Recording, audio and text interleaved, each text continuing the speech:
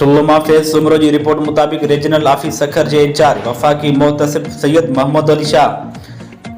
महमूद अली शाह पारां दाख़िल कयल शिकायतुनि जी ॿुधणी कई, जंहिंमें सईद अहमद कोरे जो डिप्टी मैनेजर सुई southern gas company Larkana, Shikarpur, Shahdadkot, कंबर, जेकमाबाद, कंदकोट ऐं ॿिनि इलाइक़नि में दाख़िल कयल शिकायतुनि जी ॿुधणी कई। सहाफ़ियुनि जे राब्ते करण ते वफ़ाक़ी मुहतसिब सैयद महमूद अली शाह ॿुधायो त सभिनी शिकायतुनि जो फौरी तौर ते इज़ालो कयो वियो आहे। हुन कुझु लाॻापियल खातनि जी नुमाइंदनि खे हिदायत कई त मुतासिरनि जी शिकायत जो जल्द से जल्द इज़ालो कयो वञे ऐं सख़्ती सां हिदायत कई त दरख़्वास्त गुज़ारनि सां नाइंसाफ़ी न कई वञे, ॿी सूरत में अहिड़नि ऑफिसरनि ख़िलाफ़ कार्रवाई कई वेंदी। सैयद महमूद अली शाह दरख़्वास्त गुज़ारनि जी शिकायत जो फ़ैसिलो कंदे उन्हनि खे यकीन ॾियारियो त सिपको अख़्तियारनि तरफ़ां 3 ॾींहं अंदरि ॼाणायल शिकायतुनि ते अमल कयो वेंदो।